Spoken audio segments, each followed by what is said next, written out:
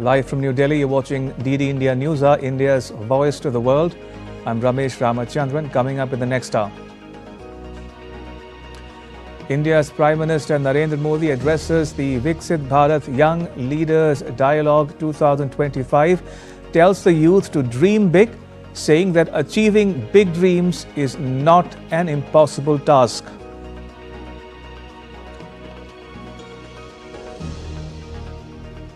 External Affairs Minister S. Jaishankar to attend Donald Trump's swearing-in on 20th January.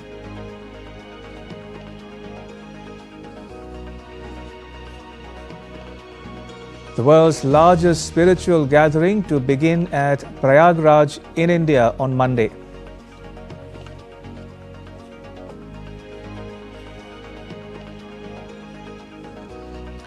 And wildfires spread into new areas in Los Angeles on the U.S. West Coast. Death toll rises to 16.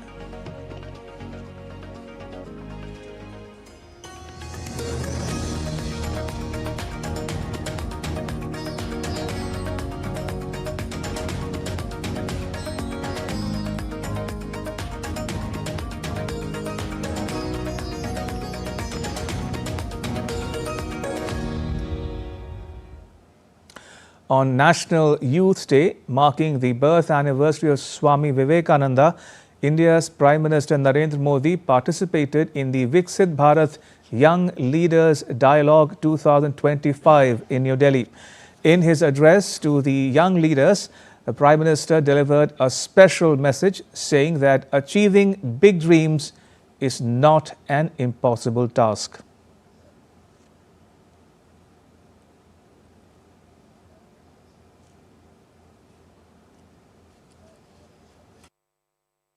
बड़े सपने देखना, बड़े संकल्प लेना और उन्हें तय समय में पूरा करना असंभव नहीं है। किसी भी देश को आगे बढ़ने के लिए बड़े लक्ष्य तय करने ही होते हैं। जो ये सोच करके बैठे रहते हैं, अरे छोड़ो यार, जो लोग इस भावना में दिखते हैं ना, वो चलते फिरते हैं, लेकिन मरी हुई लाश से ज्यादा कुछ नहीं होते हैं वो। The Prime Minister visited an exhibition at Bharat Mandapam where youths presented innovative ideas and solutions to address some of India's most pressing challenges. The Prime Minister interacted with the participants and saw their projects. The Viksit Bharat Young Leaders Dialogue is in line with the Prime Minister's Independence Day call to involve 100,000 youths in politics without political affiliation, offering them a national platform to turn their ideas into reality for a developed India.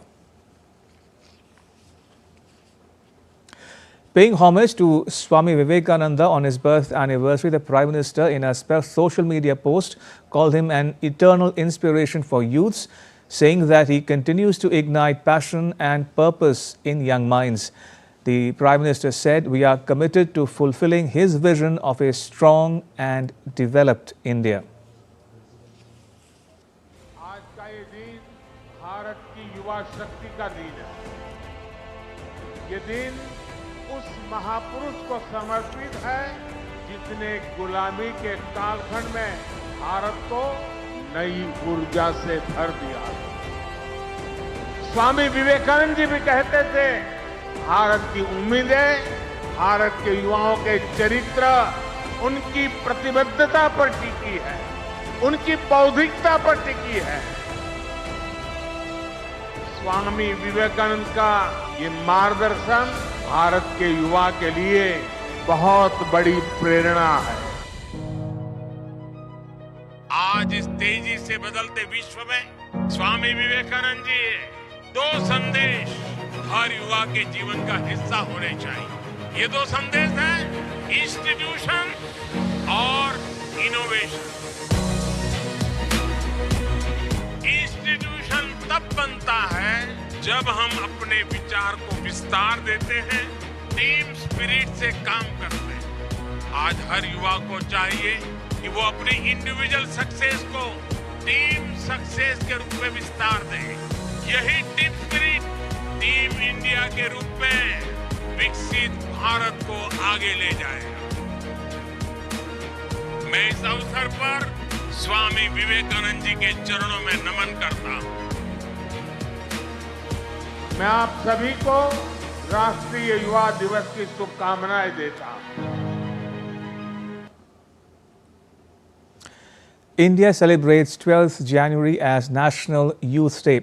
The day commemorates the birth anniversary of Swami Vivekananda, a philosopher, thinker and a patron of the youth in India. Dibyendra Mondal has more. January the 12th is observed as National Youth Day across India every year. The day honors Swami Vivekananda, a spiritual leader and youth icon who's revered greatly for his contributions, ideas and philosophies globally. Swami Vivekananda, the great philosopher, thinker and the greatest patron of the youth in India, was born on the 12th of January in 1863 on the posh Krishna Saptami Tithi in Kolkata. Every year since 1984, the Government of India is now observing the 12th of January as the birth anniversary of Swami Vivekananda and the National Youth Day, along with the week commencing from that day as the National Youth Week. In 2025, National Youth Day will take on even greater importance, offering an opportunity to empower young individuals to take action, embrace leadership and bring about meaningful change in their communities. Now, this year's celebrations promise to focus on inspiring the next generation to continue striving towards a brighter and more inclusive future. It acknowledges the potential of youth and their contribution to the country's future. By remembering Swami Vivekananda's teachings, it encourages the young individuals to strive for excellence, as Swami Vivekananda's life exemplified the power of self-discipline and the pursuit of excellence. His quotes inspire youth to aspire for greatness. Develop leadership skills, as Swami Vivekananda emphasized leadership by example, urging youth to cultivate strong character and moral integrity. Focus on national progress, as he envisioned a progressive India driven by the energy and vision of its youth. Today, National Youth Day encourages youth to take active roles in nation building. With a vision of empowering the youth, the Government of India is extensively organizing youth-centric events so that the teachings of Swami Vivekananda can be transcended beyond the boundaries. Deepika's report for DD India.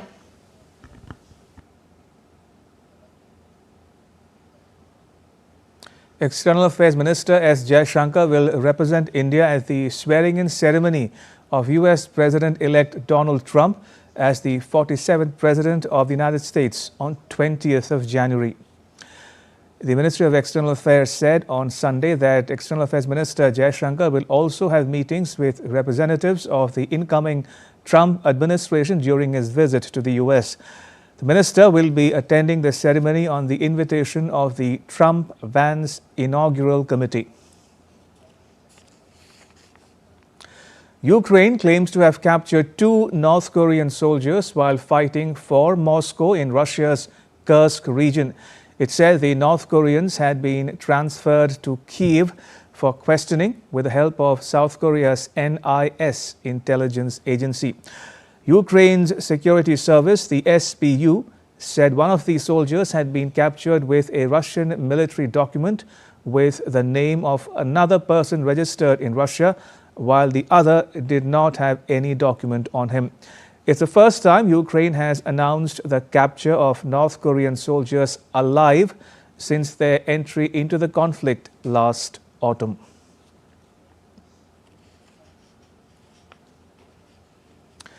Meanwhile, Russia claims to have gained control of the settlement of Shevchenko near the logistical center of Pokrovsk. That's a key Russian target in its advance through Ukraine's eastern Donetsk region. The report by Russia's defense ministry also said that its troops launched strikes carried out by aircraft, drones and missiles on Ukrainian military airfields and energy infrastructure that service its army. South Korea's President Yoon Suk-yeol will not attend the first hearing of his impeachment trial in the Constitutional Court next week, citing safety concerns. His lawyer has accused the Corruption Investigation Office and the police of trying to execute illegal and invalid arrest warrants. Earlier this month, an attempt to arrest Yoon failed after an hours-long standoff with security personnel at the president's heavily guarded compound in central Seoul. On 3rd December, Yoon imposed a short-lived martial law which triggered South Korea's worst political crisis in decades. Moving on, Israel's Prime Minister Benjamin Netanyahu is sending a high-level delegation, including the chiefs of Mossad and Shin Bet security agencies, to Qatar for talks on a deal to secure the release of hostages held in Gaza. The announcement comes after U.S. President-elect Donald Trump's West Asia envoy Steve Witkoff traveled to Israel to meet Netanyahu as part of diplomatic efforts to secure ceasefire in Gaza. On Friday, Steve Witkoff met the Qatari Prime Minister Sheikh Mohammed bin Abdul Rahman Al Thani to discuss the latest developments in the region, especially the efforts aimed to reach a ceasefire in the Gaza Strip. Meanwhile, the Israeli military said 4 of its soldiers have been killed in a conflict in northern Gaza. 5 others were also injured, with 2 in a critical condition. The Sudanese military and its allies have recaptured a key city in Sudan, chasing out a paramilitary group that the United States accused last week of genocide. The recapture of Wad Madani, the capital of Jazeera province, took place more than a year after it fell to the Rapid Support Forces. Wad Madani had previously been a haven for displaced families in the early months of the war. The army also on Saturday continued its operations on the city of Bahri, part of the greater capital, where it has also made advances in recent months. The conflict in Sudan began in April 2023, which has killed more than 28,000 people, forced millions to flee their homes, and left some families eating grass in a desperate attempt to survive as famine hit parts of the country. France on Saturday handed over its second army base in Chad as part of an agreement with the country's authorities to withdraw its military forces by the end of January. Chad in late November abruptly ended military cooperation with its former colonial ruler, and French troops began leaving the country in late December. Around 100 troops left the Abeche base on Saturday after equipment convoys departed Friday evening. The French army had around 1,000 personnel in Chad. French soldiers and fighter aircraft have been stationed in Chad almost continuously since the country's independence in 1960, helping to train the Chadian military. The Palisades fire is burning dramatically over parts of Los Angeles, California. A new evacuation alert has been cautioned in LA. Despite various attempts to control the fire, experts caution that weather conditions, including wind gusts, could make matters worse. Ragini Sudhir Chaure has more. At least 16 dead and 13 missing, and numerous infrastructures engulfed into fire. The devastating visuals coming out from Palisades wildfire in Los Angeles is horrifying. Expanded into an additional 1,000 acres, spreading into the Mandeville Canyon neighborhood, the fire continues to pose new threat as authorities command evacuation. Smoke was seen rising from a stretch of the 72-mile-long freeway on January 11th. Weather conditions are expected to worsen over the next 72 hours, further stoking the blaze. Evacuation orders throughout Los Angeles area now cover 153,000 residents, putting 57,000 structures at risk. Starting on January 7th, the ongoing series of catastrophic wildfires has expanded to 6 simultaneous blaze ripping across Los Angeles County neighborhoods. Elevated critical fire weather conditions are predicted to begin this evening and continue through Wednesday. Moderate to locally strong Santa Ana winds will affect Los Angeles County today and tomorrow, and again Monday through Wednesday. The Los Angeles County Fire Department will be prepared. These winds, combined with low humidities and low fuel moistures, will keep the fire threat in Los Angeles County high. To gain control over the situation, air tankers dropped flame retardant and helicopters doused smoky ridgelines with water. However, climate scientists from University of California, Los Angeles suggest that the situation is not over yet. The weather conditions upcoming look pretty bad, to be quite honest, from a fire weather perspective. In fact, actually worse even than I mentioned yesterday. Total economic losses forecast as high as 150 billion US dollars, including those of preliminary damage and economic loss. A humanitarian team from Mexico has been deployed to fight the fires burning in Southern California. Palisades fire has spread into the Mandeville Canyon neighborhood. It also threatened to jump into Brentwood, where celebrities live and play. The National Weather Service warned of worsening Santa Ana winds that it predicted would pick up on Saturday night into Sunday. Biden's major disaster declaration unlocked federal assistance as US grapples with the world cluster of fires in Los Angeles history. Ragini Sudhir Chore for DD India.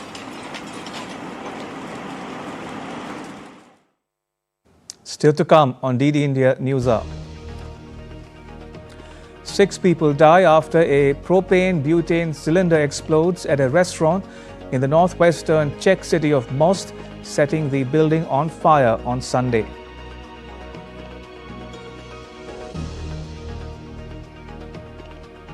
The campaign for Germany's snap election is slowly and steadily gaining ground. The country goes to the polls on 23rd February. And Croatia votes in a presidential runoff election.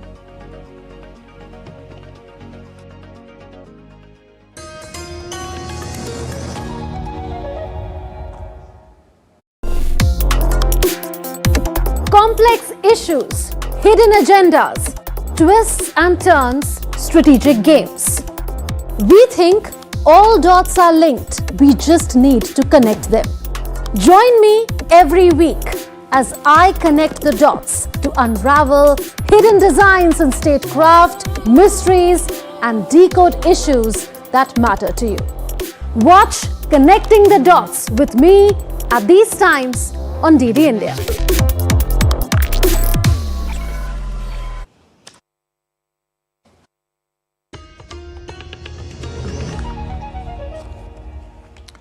You're watching DD India NewsHour. I'm Ramesh Ramachandran.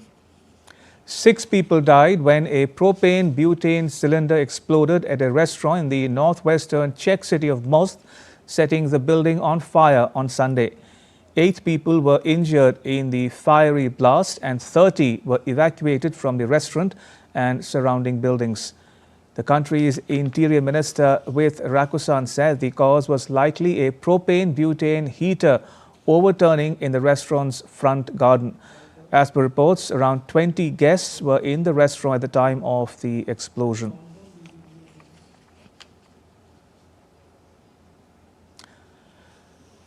Right, the campaign for Germany's snap election is slowly and steadily gaining ground. The country will go to the polls on 23rd February. Now, whether the election will signal a shift in Germany's politics or not is a million-dollar question. Aarti Rana reports on the contest between the far-right AFD party and the Liberals. Social Democratic Party, SPD, is the leading coalition which is led by Chancellor Olaf Scholz. The SPD has faced challenges in maintaining unity within the coalition. Despite strong international positions on issues like the EU and climate change, domestic challenges related to economic issues, migration and public opinion have sometimes hurt the party's popularity. Though majority of the 600 delegates confirmed Chancellor Olaf Scholz as the party's top candidate again on Saturday, the 66-year-old Scholz governing coalition of the SPD and neoliberal Free Democrats, FDP, failed dramatically at the end of 2024. The Chancellor emphasized that the upcoming election was fundamental for the direction of future Germany. The next 4 years will be crucial. What we need now is clarity. What we need now is level-headedness. And we need experience so that our country can get through this difficult time in one piece. In other words, this is not time for a big talks. This is not the time for old age recipes. This is not the time for politics at the expense of ordinary people. Or to put it briefly, this is not the time for CSU or CDU in Germany. Ist nicht die Zeit für CDU, CSU in Deutschland. The Christian Democratic Union, CDU, and its Bavarian sister party, Christian Social Unit, CSU, are the main opposition parties. After losing the 2021 election to the SPD, they are still rebuilding their position. CDU party leader Friedrich Merz criticized Chancellor Olaf Scholz at a party convention in Hamburg on Saturday for his strategy for dealing with future US President Donald Trump. I can only advise us on the European side, regardless of everything that happens in Washington from 20th of January, to be prepared for the fact that we will have to become stronger, that we will have to become more united, that we will have to become more cohesive, and that we will have to defend ourselves better in defense policy. Regardless of whether the figure being discussed is 2%, 3%, 5% or 10%, we must be able to defend ourselves. The Greens and FDP are partners in the current ruling coalition. A strong showing from the CDU, Greens or FDP could lead to new coalition formations, possibly challenging the SPD's leadership in the coming years. There is also a growing trend of populism and conservatism across Europe. That's why many see the AfD continues to gain traction, particularly among voters dissatisfied with mainstream parties, especially in Eastern Germany. AfD nominated co-leader Alice Weidel as their chancellor candidate on Saturday. In Wiedel's speech after her official nomination at the party congress, she vowed to close borders, end the energy transition and abandon EU climate policy, called for longer operating times for coal-fired power plants and the reopening of Nord Stream. The AfD has got second position at 21.5% in a recent INSA poll ahead of the February 23rd general election, with the CDU in the lead. The February 2025 election will likely be a crucial moment for Germany. Germany's role in Ukraine conflict, NATO and global trade could also be influenced by the results of the election, as the political leadership might change its approach to these important international issues. It will be interesting to see whether German voters go with liberal politics or get attracted to conservatism. Aarti Rana's report for DD India. Voting is underway in Croatia in the presidential runoff. According to opinion polls, incumbent President Zoran Milanovic is well ahead of his main challenger Dragan Primorac. Milanovic won the first round of polls, which were held on 29th December. However, the runoff is happening as Milanovic fell nearly 5,000 votes short of a majority. Croatia's president cannot veto laws but has a say in foreign policy, defense and security matters.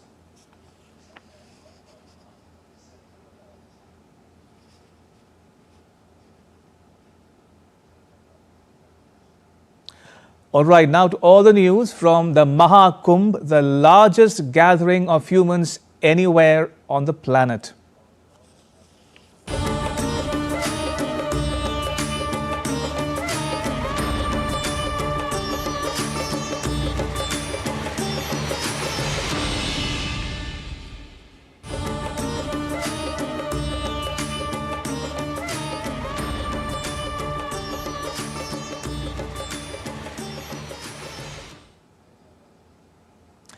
Preparations for the Maha Kumbh are in full swing in India's northern state of Uttar Pradesh, and Prayagraj is leaving no stone unturned to ensure a safe, clean and spiritual experience for millions of pilgrims.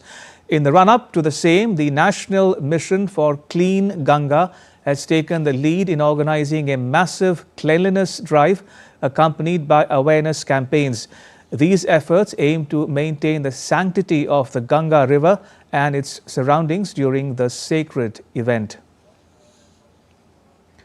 Meanwhile, in a step towards ensuring security, a joint team comprising the National Security Guard, the Uttar Pradesh Police, the UP Anti-Terrorism Squad and the UP PAC conducted a high-level mock drill. This exercise demonstrated their readiness to handle any contingencies during the event. Adding to the grand preparations, a laser show has been organized in the Sangam.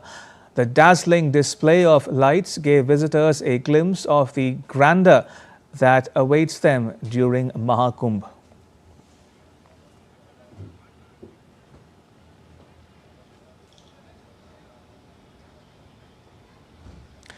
The city of Prayagraj is decked up to host Maha Kumbh. The Unified Payments Interface, India's instant payment system, is coming in handy for devotees who find it convenient and secure. DD India Siddharth Bharadwaj reports on the utility of technology at the world's largest festival of faith. I'm at Maha Kumbh 2025, the largest religious gathering on earth, where around 450 to 500 million people are expected to participate. This is a place where tradition meets technology. For example, UPI. The way UPI has transformed the lives of people is truly incredible. And here at Maha Kumbh 2025, it is creating waves. With over 450 million people expected to attend, the need for seamless transactions has never been more crucial. UPI is enabling devotees to make payments swiftly and securely with just a tap of their phones. With its ease of use, UPI is providing a faster and safer way to transact, reducing the need for physical cash and helping maintain smoother crowd flow at this massive event. Whether it's buying food, offerings, or souvenirs, the UPI allows pilgrims to make quick and cashless payments. Just a tap on the phone and you're done. जब से UPI start हुआ है तो तब से customer और vendors के बीच में जो रिलेशन है बहुत अच्छा हो चुका है। कोई किसी प्रकार की धोखाधड़ी नहीं होती है। यूपीआई के थ्रू हम लोग अपना पेमेंट कर लेते हैं। हमको ज़्यादा सुविधाजनक भी महसूस हो रहा है, इससे सेफ भी महसूस हो रहा है, कैश लेकर नहीं चलना पड़ रहा है। It is also simplifying payments for vendors, making it easier for them to handle the volume of transactions while keeping their operations smooth and transparent. See, it is this simple.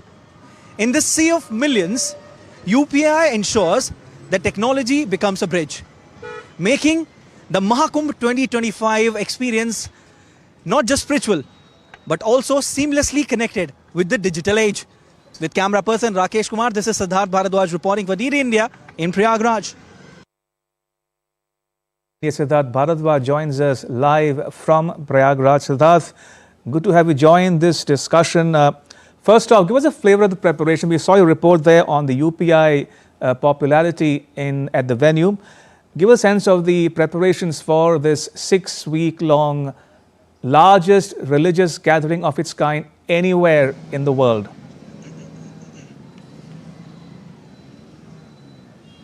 Oh, definitely. First of all, a very good evening to you, Ramesh. And certainly, there is no doubt about the fact that this is the largest religious gathering on earth, where around 450 to 500 million people are expected to come. I'm here at the entry gate of the Kumbh Mela premises 2025. As you can see behind me, that's the entry gate. If I can just show you, I would like to request my camera person to show you how the devotees are now coming in. From tomorrow, Ramesh, this festival is starting from January 13, and you can see the devotees are coming in. And I also told you already that 450 to 500 million people are expected, to participate in this mega event. And tomorrow, when the festival is starting, around 1.5 to 2 crore people are expected to take dip in the holy waters, in the confluence of 3 holy rivers, River Ganga, Yamuna, and River Saraswati. So yeah, definitely preparations are certainly in full swing. Ramesh, 7-layer security has been deployed from tomorrow. The travel restrictions will certainly be imposed. Only the vehicles with proper pass and people with proper identity cards, like this, will only be allowed inside, the Kumbh Mela premises. Other than that, no one will be allowed. Any suspicious vehicle, any suspicious persons will be stopped and will be checked thoroughly, and then only any action will be taken further. Apart from that, NDRF, be it SDRF, be it fire department, everyone are on their toes, including the water police personnel.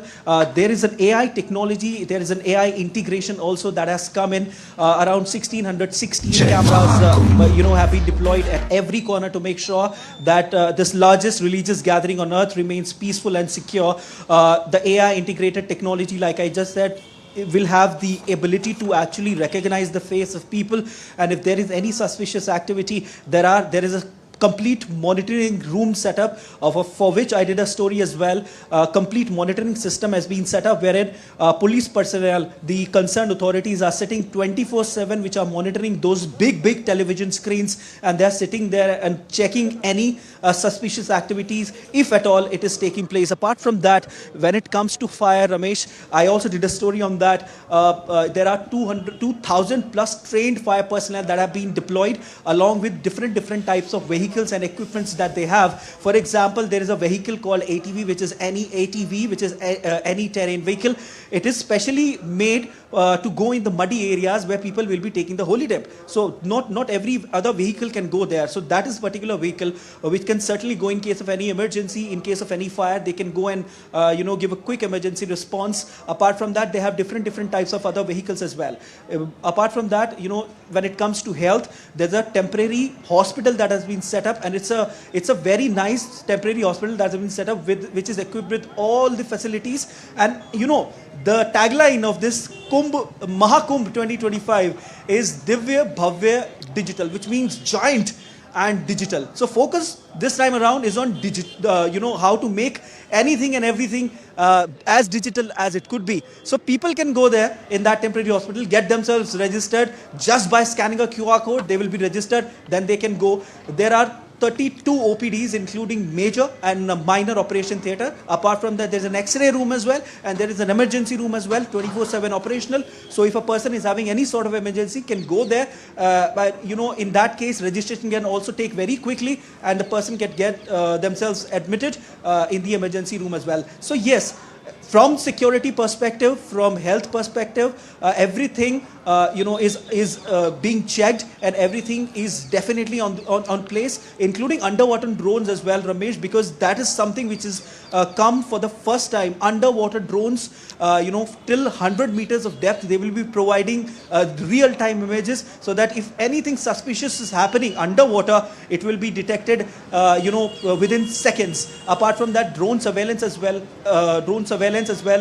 have been put in place. Apart from that, helicopters will be having a surveillance not 24/7. Hospital helicopters will be having surveillance. So all in all, from NDRF, SDIF, fire department, the security system is pretty strengthened, as the authorities are leaving no stone unturned to make this grand festival a peaceful, safe and secure festival. Ramesh, you can see, like, one more time, I would like to show you how the devotees are coming in. It's biting cold. It just rained half an hour back, heavy rain in fact, but it cannot break the enthusiasm of the devotees who are coming here. Like I just told you, 1.5 to 2 crore devotees are expected to take dip in the holy waters tomorrow, which is when the festival is beginning. And day after will be Amrit Snan, one of the most important snans of this festival, and first snans as well. When it comes to most important snans, well, 13 is also a very important snan, but 14 is also a very important snan. The devotees are coming in large numbers. They are walking, and we had a word with some of the devotees. They are saying that no matter what, no matter how much the temperature is dipping, they cannot break our enthusiasm. And the devotion which they have is completely incredible. Why? Because there's a reason, Ramesh. This is coming after 12 years, Maha Kumbh, and it's also believed it is coming here after 144 years as well. So it is believed to be a Purna Maha Kumbh. So the significance and the intensity, everyone can feel. And when you enter this premise, in this Kumbh Mela premises, Maha Kumbh Mela premises, you feel a sense of devotion everywhere, even in the air. Ramesh, back to you. Indeed, as my colleague Siddharth is pointing out, if you still haven't booked your tickets, you still have time. It's on from 13th January to 26th February. 6-week-long, largest festival of its kind anywhere on the planet. Siddharth, we leave it there. Thank you. Appreciate it. Now the news, India's Prime Minister Narendra Modi will inaugurate the Sonmarg Tunnel project in Jammu and Kashmir on Monday. The Sonmarg Tunnel project, around 12 kilometers long, has been constructed at a cost of over 2,700 crore rupees. It comprises the Sonmarg main tunnel, an egress tunnel and an approach road. This tunnel will provide all-weather connectivity between Srinagar and Sonmarg en route to Leh. Sharing a social media post of Jammu and Kashmir Chief Minister Omar Abdullah, Prime Minister Modi said he was eagerly awaiting for his visit to Sonmarg for the inauguration of the tunnel.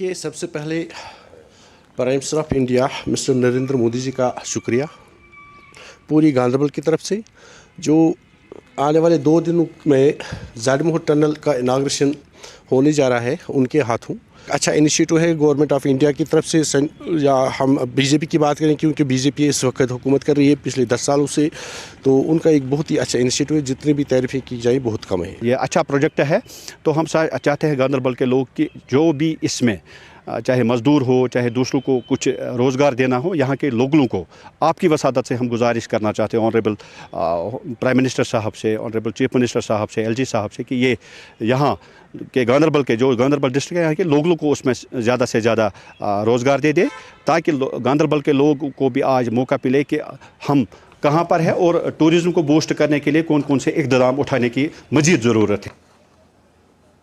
And joining me from Srinagar is my colleague Shabbir Dar. Shabbir, tell us more about this all-weather tunnel that will boost connectivity in the region and beyond. Yeah, this is a strategically important tunnel which is being, inaugurated by Prime Minister tomorrow. That is on 13th of, January. It will, not only make Sonmarg an all-weather, tourist destination, but will also, provide a safe and, feasible transportation from Srinagar to Ladakh. It will definitely boost the defense, infrastructure, defense, equipment who are to be transported to Ladakh. So, in a way, it is going to, create a lot of livelihoods, increase tourism activity and economic growth in the region. And moreover, this vital, tunnel which connects Srinagar to Sonmarg and route to Leh is going to be a game changer in the area, given the fact that in Ladakh, our defense, transportation and defense, equipments, the transportation of defense equipment will be more easy. And along with this Rojana tunnel, like the Sonmarg tunnel, which is a 12-kilometer road project, includes 6.5 main tunnel and egress tunnel and the approach road. It has been constructed, with a cost of over 2,700 crore rupees, and it is situated at, at an altitude of 8,650 feet above the sea level. And this tunnel is going to be a game changer in the sense of, increasing the economic activity related to tourism and providing all-weather and a feasible connectivity to Ladakh, where defense, equipments are to be transported from the year. Indeed, a game changer, says my colleague Shabbir Dar, who is covering that event for us today as well as tomorrow. As he was pointing out, it has immense benefits in terms of the local economy, boosting connectivity, giving an impetus to development, including jobs, tourism, and also for defense and security purpose. Shabbir, we leave it there. Thank you. Appreciate it. In other news, India's capital New Delhi experienced dense fog on Sunday as icy winds intensified a cold wave.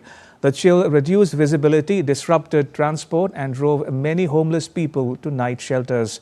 According to the India Meteorological Department, minimum temperature is expected to drop to 10 degrees Celsius on Sunday. The IMD has warned of light rain in the national capital with thunderstorms and hail expected later in the day. The rains are likely to be accompanied by chilly winds, intensifying the ongoing cold wave.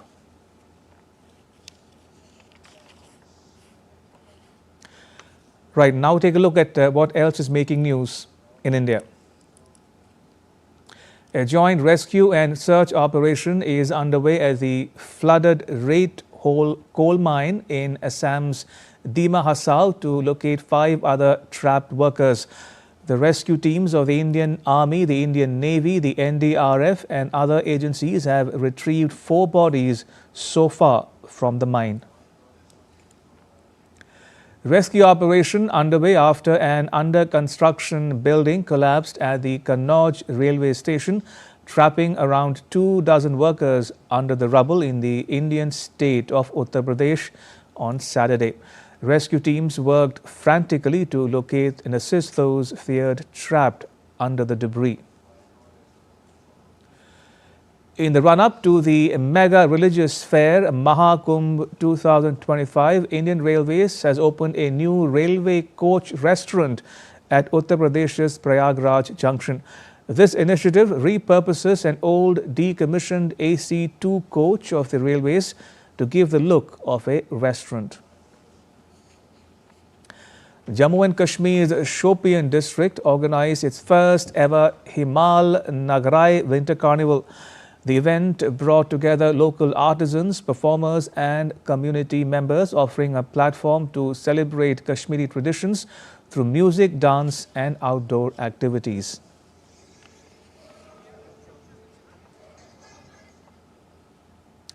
And now to an update on the SpaceX mission. The Indian Space Research Organization informed that the 2 satellites launched to perform space docking experiments were brought within 15 meters and further to 3 meters in a trial attempt on Sunday, following which the spacecraft were moved back to safe distance. The space agency added that the docking process would be done after analyzing the data further. Earlier in a post on X, the space agency said SpaceX satellites were holding position at 15 meters, capturing stunning photographs and videos of each other. And now take a look at what else is making news around the world. At least 20 people injured after 2 commuter trams collided in eastern France's Strasbourg on Saturday. The incident took place after one of the trams switched tracks and collided with a stationary tram at Strasbourg's central station.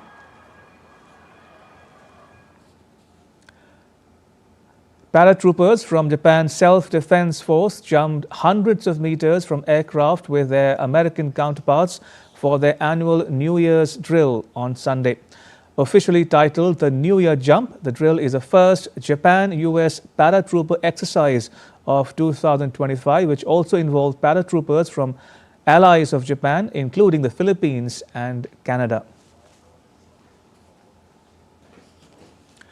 Dozens of Shinto devotees participated in the 70th edition of the shrine's ritual in Tokyo on Sunday.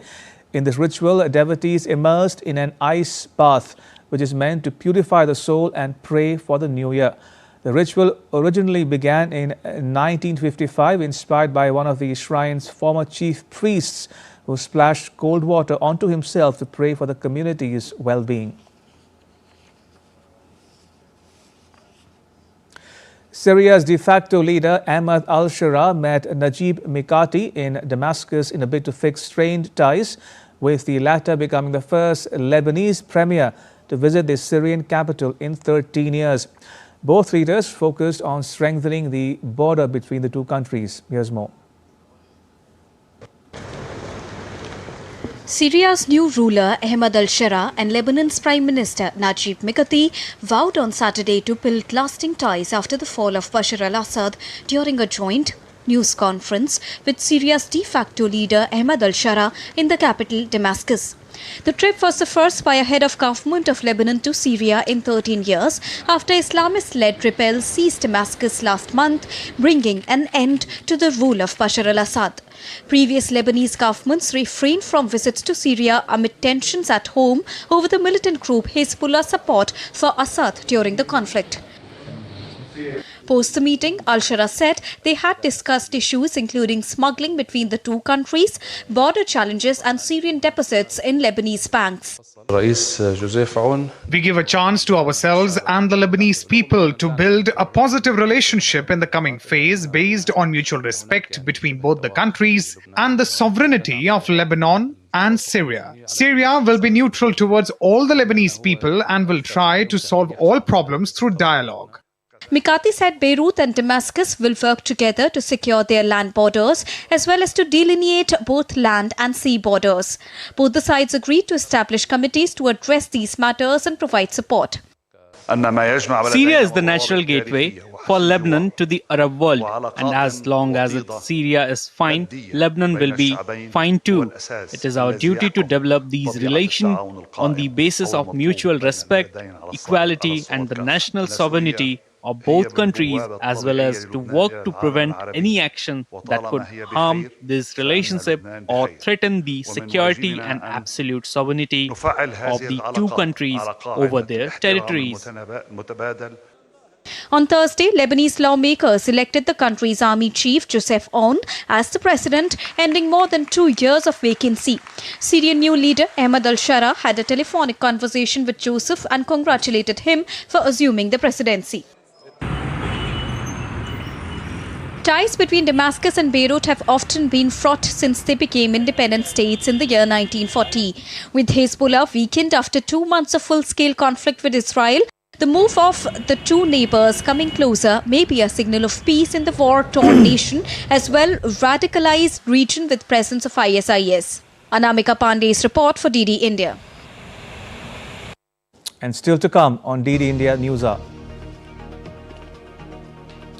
Australian Open 2025 kicks off. Olympian Zhang survives a scare to reach the second round.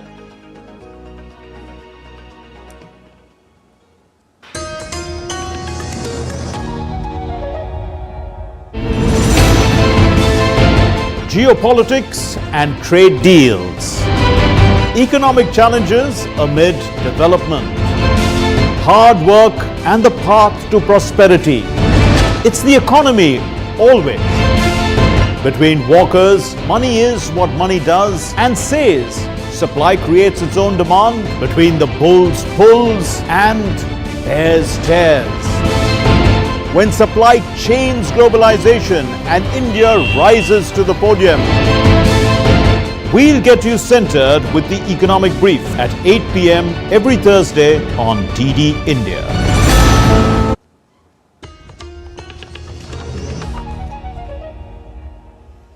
You're watching DD India NewsHour. I'm Ramesh Ramachandran.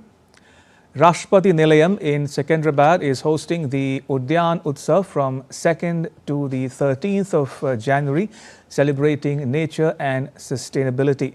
Announced by President Draupadi Murmu, the festival draws inspiration from the annual Amrit Udyan event in New Delhi. Open daily, it features 50 stalls showcasing organic fertilizers, floral crafts, and gardening tools. Workshops on sustainable gardening and urban farming are held every morning, while folk and tribal performances entertain visitors in the evenings. Rashtrapati Nilayam itself is having lots of gardens. We have beautiful thematic gardens here. In Rashtrapati Nilayam, it is a 97-acre campus. In this campus, we have 33 acres of fruit orchards coming from mango, custard apple, chiku, amla and all. Apart from that, we have thematic gardens where 1.5 acre is consisting of medicinal plants, and we have a beautiful nakshatra garden based on Hindu astrological theme. More than 6,000 people attended on the first day, exploring nurseries, food stalls and unique startup innovations. The festival promotes biodiversity, sustainable horticulture and a love for nature among all visitors. In sports news, Olympic champion Zhang Qingwen overcame a sluggish start to advance to the second round of the Australian Open on Sunday. Fifth seed Zhang secured a hard-fought 7-6, 6-1 win on centre court in the opening Grand Slam of the season, defeating Romania's 110th ranked Ansha Todoni. Meanwhile, 17-year-old Russian Mira Andreeva also advanced to the second round with a commanding 6-3, 6-3 win over Czech Marie Buskova on John Cain Arena. New Zealand have announced their 15-member squad to compete at the Champions Trophy 2025 with their opening game set against hosts Pakistan on 19th February. The pace trio of Will O'Rourke, Ben Sears and Nathan Smith all feature in the squad and are set to play their maiden senior ICC event. Matt Henry will lead the pace bowling attack alongside veteran Lockie Ferguson, making up a 5-strong pace battery. Left-arm spinner Michel Santner will lead the 15-man squad after his appointment as his country's white ball captain last month. Senior figures Kane Williamson and Tom Latham will lend valuable experience to the squad for the tournament. UP Rudra secured a 3-1 win over Delhi in the ongoing Men's Hockey India League on Saturday.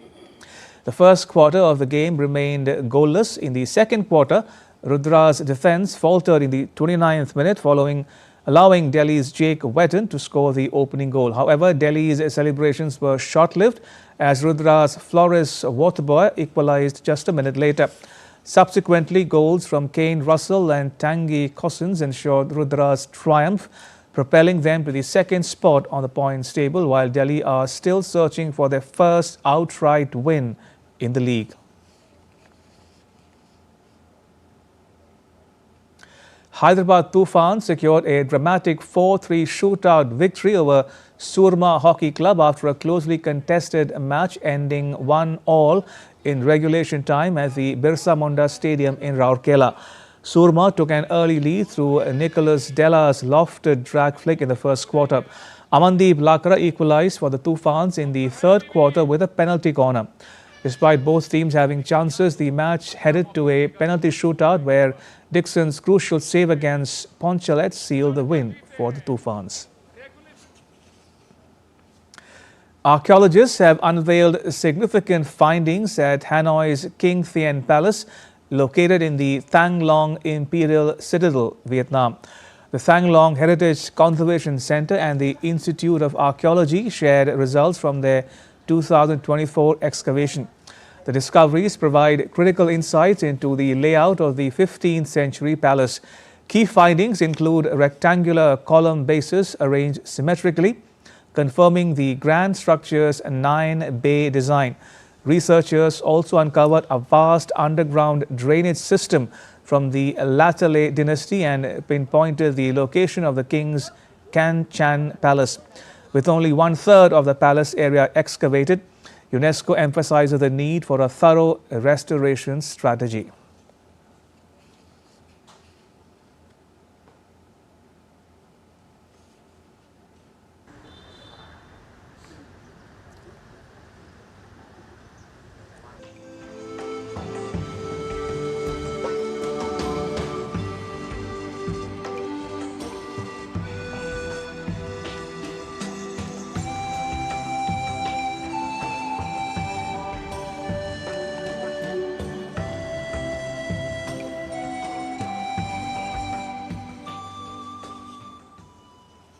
And that's all for this edition of DD India News Hub. Let us know your thoughts on the news of the day. You can get the latest news and updates on the DD India mobile app. It's available on Android and iOS platforms. Scan the QR code on the screen to download it now.